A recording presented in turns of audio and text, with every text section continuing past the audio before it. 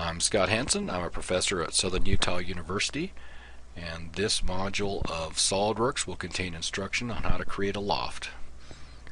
So we'll start by left clicking on the little white piece of paper.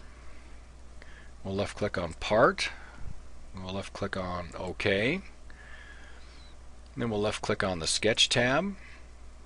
Left click on Sketch.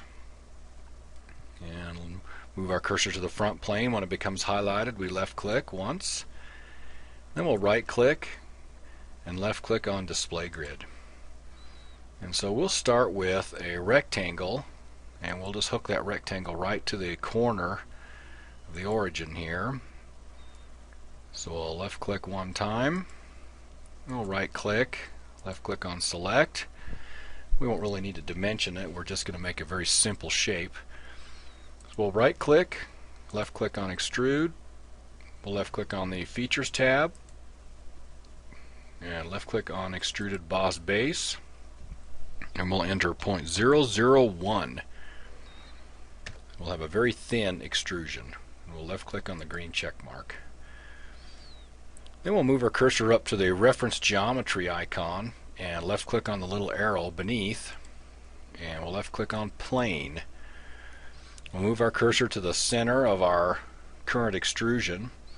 Left click once, and we'll enter 1 for the distance, and we'll left click on the green check mark. Then we'll move our cursor over the newly created plane. We'll right click, a pop-up menu will appear, and we'll left click on Sketch, and we'll left click on the circle icon, and we'll create a circle down here. Again, size and location is not crucial. We'll left click, right click, select, and we'll right click, exit sketch. We'll scroll it out a little bit. I'm going to move my cursor to the reference geometry icon, drop the arrow down underneath, left click on Plane. I'm going to left click on the front of the solid we created. It wants to put a plane over the top of our current plane, so we'll delete 1 and enter a 2. And we'll left click on the green check mark.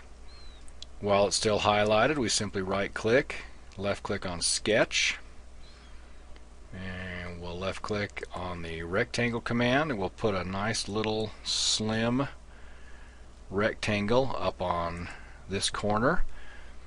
And then with the green check mark, we'll right click, exit sketch.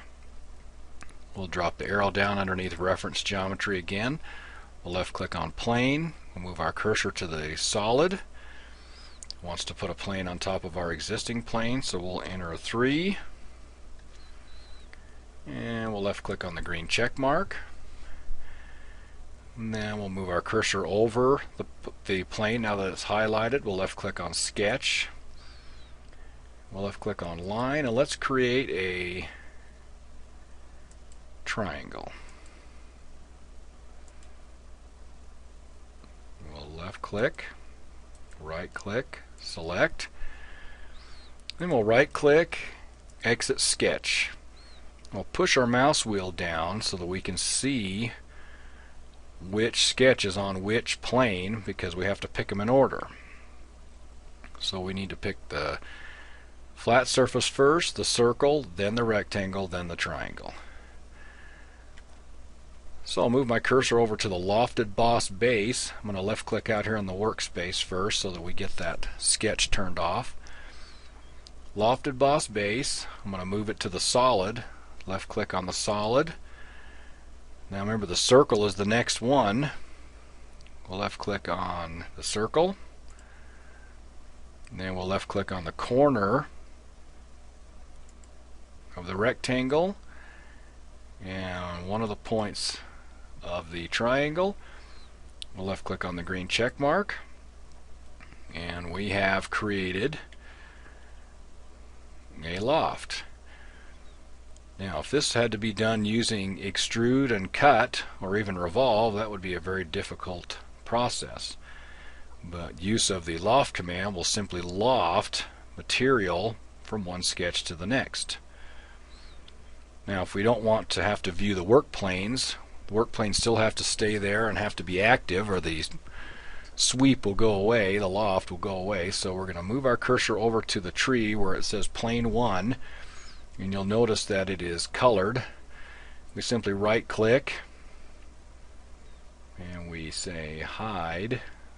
Right here we can left click on the little glasses, and that will turn it off but still keep it active so that the loft will not disappear. So we move down to plane 2, we right click, left click on the little glasses. Plane 3, right click, left click on the glasses, and you can push the mouse wheel down and admire our art there. And that concludes this module on how to create a loft.